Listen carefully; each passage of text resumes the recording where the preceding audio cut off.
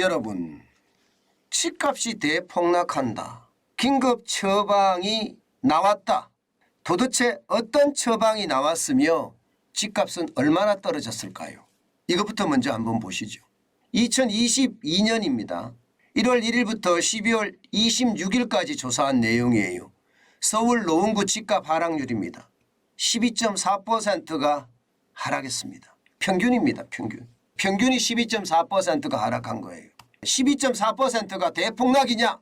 이렇게 이야기하면 어떤 분들은 아니 100% 올랐는데 12.4% 떨어졌다고 대폭락이냐 이렇게 이야기할 수가 있을 겁니다. 그렇지만 이게 고점 대비해서 실제로 떨어진 거 그것도 올해 안에만 1년 안에 12.4%가 떨어졌다는 사실은 대폭락이라고 해도 저는 틀리지 않다고 생각을 합니다. 이제부터 더 떨어지겠지만 말입니다. 문제는요. 이 서울 노원구 집값만 이렇게 크게 하락한 것은 아닙니다. 그래프에서 보시는 것처럼 서울 노원구의 집값이 제일 많이 떨어졌어요. 12.04%가 떨어졌으니까 말입니다. 그렇지만 도봉구도 만만치 않습니다. 11.79%가 떨어졌고요. 성북구도 10.27%가 떨어졌습니다.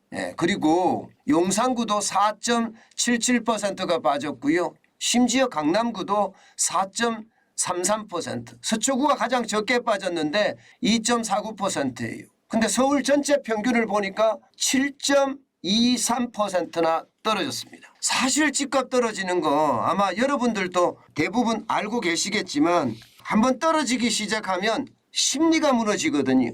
심리가 무너지면 매수자 입장에서는 기다립니다. 매도자 입장에서는 답답해지고요. 빨리 팔고 싶은데 안 팔리니까. 그런데 이런 상황이 계속 진행될 수밖에 없는 게 현실이거든요. 그러다 보니까 정부는요. 벌써 몇 차례에 걸쳐서 규제 해제라는 처방을 들고 나왔습니다. 이번에는 와우 어마어마한 규제 해제책을 들고 나왔어요. 여러분 이거 한번 보세요. 지금 말입니다. 강남 상구, 송파, 강남, 서초, 용산, 강남 3구하고요. 용산 빼놓고는 규제 해제를 다 한다는 거예요. 지금까지 서울 25개 구와 그 다음에 경기도 5개 지역에 규제를 그대로 가지고 있었거든요.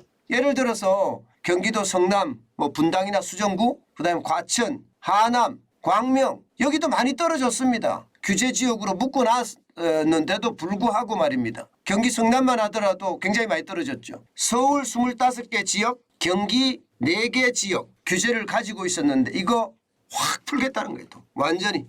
쉽게 말하면 강남만 놔두겠다는 거예요. 강남만. 용산이야 대통령실이 옮겨갔으니까 용산이 지금 분위기가 완전히 달라진 분위기잖아요. 용산 대통령실이 갔던 걸 빼고 나면 강남만 남았습니다. 이제. 여러분들에게 그런 말씀을 드렸죠. 규제 해제가 강남 쪽에 해제가 시작이 되면 집값이 바닥에 근접하고 있다. 이런 말씀 제가 드렸었습니다. 그 사실이 곧 일어날 것 같습니다. 지금 당장 규제 해제는 하지 않겠지만 이달 내에 1월달 안으로 규제가 해제가 될 것 같습니다. 규제 해제가 굉장히 빨라진다는 이야기예요. 사실 여러분 강동이 해제가 됐잖아요. 해제가 될 것 같잖아요. 강남 4구 중에 그죠? 3구는 해제를 남겨놓는데 강동구는 지금 해제를 한다는 뜻이잖아요. 이렇게 되면 여러분 해제의 어떤 물결은 점점 빨라질 거예요. 굉장히 파격적인 해제입니다. 이게 긴급 처방이라는 거예요. 해제를 시켜서 시장의 불안감 더 많이 줄여준다는 이야기거든요. 경제라는 것은 여러분들 다 아시는 것처럼 심리라는 것은 알고 계시잖아요.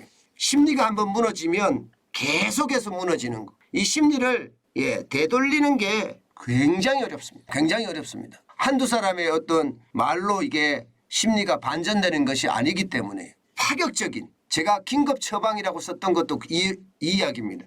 파격적인 규제 해제로 이 부동산의 심리를 돌려보겠다. 이게 지금 정부의 생각이다. 이렇게 저는 보고 있습니다. 아마 여러분들도 이것을 보면 굉장히 놀라실 거예요. 예상보다가 워낙 빠르게 굉장히 속도감 있게 지금 규제 해제가 돼 가니까 말입니다. 이렇게 되면 여러분 서울시는 어떻게 할까요? 서울시도 현재 말입니다. 규제 해제를 단행할 거다 이렇게 예상을 하고 있습니다. 여러분도 알다시피 토지거래 허가구역이 서울에는 굉장히 많이 지정이 돼 있잖아요. 압구정동이나 삼성동이나 청담동이나 대치동이나 뭐 이런 데는 토지거래 허가구역으로 지정이 돼 있습니다. 아마도 서울시도 정부에 발맞춰서 해제하지 않을까 이렇게 예상하고 있습니다. 규제 해제라는 어떤 수단으로 집값의 경착륙, 쉽게 말하면 대폭락이죠. 경착륙을 막아보겠다 그런 생각인 것 같습니다. 물론 당연히 일어나야 될 일이라고 생각을 합니다. 지금 이렇게 되면 거래는 많이 일어나지 않겠느냐 하는 게 시장의 예측이거든요. 왜냐하면 규제 해제가 되면 부담감이 좀 줄어들거든요. 예를 들어서 말입니다. 양도소득세만 하더라도 규제 지역에 있을 때는 최대 30%포인트의 양도세율이 중과되는데 이거 중과 없어지거든요. 주택담보 인정비율 LTV 규제도 말입니다. 규제 지역에서는 1주택자나 무주택자가 현재입니다. 50%의 어떤 규제를 하고 있습니다. 그런데 이게 70%로 바뀌고요. 다주택자 입장에서도 60%로 바뀝니다. 그러면 대출금을 더 많이 받을 수 있다는 이야기잖아요.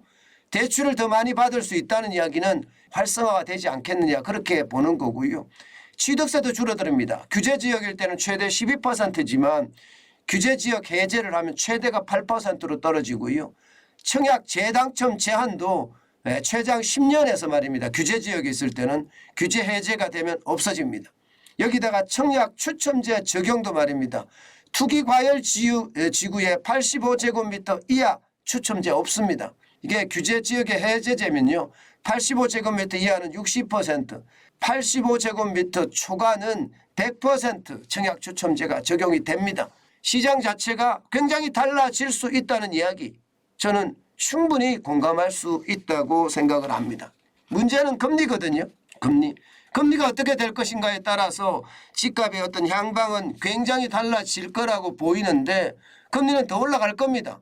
일단 우리가 지금 기준금리 자체가 3.25%잖아요. 대출금리도 8 내지 9%까지 주택담보대출은 아무리 적어도 말입니다. 7% 이상까지는 올라갈 거예요. 그러다가 이제 금리가 더 이상 최종금리의 어떤 임박하고 나면 더 이상 안 올라갈 겁니다. 쉽게 말하면 금리 동결체계가 이어질 거예요.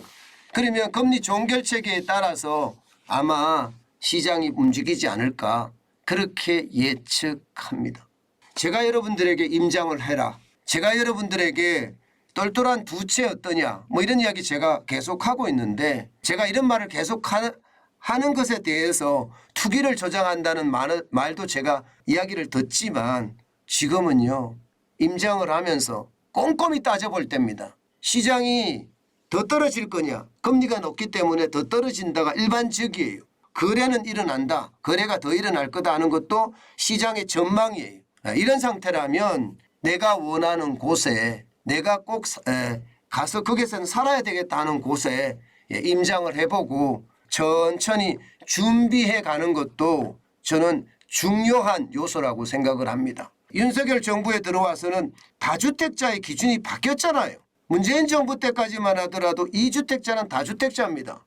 그런데 윤석열 정부에 들어와서는 2주택자가 다주택자는 아닙니다. 3주택자 이상을 다주택자라 보고 있습니다. 뭐 3주택자 이상이라고 하더라도 집값이 싸면 또 다주택자를 안 봅니다. 세금에 대한 생각도 많이 해볼 필요가 있고요.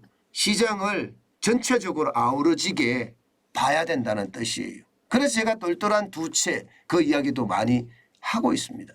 제가 투기를 조장하는 것이 아니라 경제TV에서 지금 우리가 들을 수 있는 이야기가 뭘까요? 집값이 떨어지면 내가 집을 언제 사야 될지 그리고 내가 집을 언제 팔아야 될지 이것을 아는 거 굉장히 중요하잖아요. 제가 봐서는요. 지금 임장을 하면서 내가 원하는 가격입니다. 조금 비싸다고 하더라도 내가 원하는 가격에 내가 원하는 지역에 갈 수 있는 그런 기회가 점점 다가오고 있다. 이 말씀 꼭 드리고 싶습니다. 다시 한번 당부 드리지만 임장을 하면서 지금 사라는 이야기는 아니에요. 여러분들이 가격이 2020년대로 돌아갔다. 아니면 2019년으로 돌아갔다. 그것도 아니고 2018년으로 돌아갔다. 그것은 여러분들이 집을 사기에 욕심의 크기에 따라 다릅니다. 나는 이 지역에 들어가서 사는데 좀 비싸도 사겠다. 그런 생각이라고 이야기한다면 왜? 나는 이 지역에 꼭 가고 싶으니까. 시장을 임장을 하세요. 집값이 빙하기, 거래 절벽, 뭐 위기, 대폭락 이런 말이 나올 때 쉽게 말하면 역세권의 대단지의 로얄동의 로얄층 이거 매물이 나올 수 있습니다. 경기가 좋아지면요. 역세권의 대단지의 로얄동의 로얄층은 안 나옵니다. 그런 것을 반드시 감안을 해서 여러분 시장을 아주 냉철하게 바라봤으면 좋겠습니다. 제가 투기를 조장한다 이런 말을 들으면서까지 이렇게까지 이야기하는 이유는요. 저도 IMF 외환위기 때 제가 집값이 어떻게 변하는지 많이 봤고요. 또 문재인 정부 초기에 문재인 정부가 들어서기 전에 집값이 어떻게 변하고 또 앞으로 어떻게 변할 것인지 제가 많이 봤거든요. 그런 것을 감안을 해보면요. 지금은 시장을 아주 냉철하게 볼 겁니다. 봐야 될 겁니다. 집값은 계속해서 떨어진다는 게 시장의 정설이에요. 지금 현재까지는요. 왜? 금리 앞에 장사 없다. 이자 앞에 장사 없다고 이야기하니까 말입니다. 규제가 해제되고 빠르게 시장이 재기능을 회복할 수 있는 거래가 일어나면서 재기능을 회복할 수 있는 그런 길이 열린다면 여러분 시장은요. 여러분들도 그렇고 저도 그렇고요. 아주 냉철하게 쳐다봐야 되는 것 저는 당연하다고 생각합니다. 여러분 반드시 지금 시장은 꼭 봐야 됩니다. 물론 정부가 지금 이렇게 무차별적으로 규제를 완화한다 이런 생각이 좀 저는 드는 면이 있어요. 왜냐하면 첫 번째 부동산 대책을 내놓을 때는 전국에 규제 지역 확 풀어버리더니 이번에는 그마저도 강남 3구와 용산구만 빼고 다 규제를 해제하는 자칫 잘못하면 독이 될 수도 있습니다. 왜냐하면 시중에 유동성이 워낙 많기 때문에. 그렇지만 이렇게밖에 할 수 없는 게 부동산이 무너지면 안 그래도 어려운 경제 전체까지 영향을 미칠 수 있다.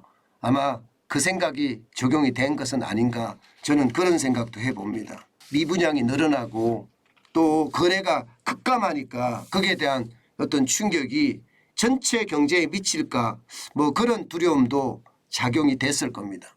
그렇다면 여러분 시장 반드시 말입니다. 이 발품을 팔아서 임장을 해보는 거 필요할 겁니다. 아마 시장에 따라서 분위기가 조금 달라질 겁니다. 아마 분명히 달라질 겁니다. 그래서 제가 여러분들께 말씀드리는 겁니다.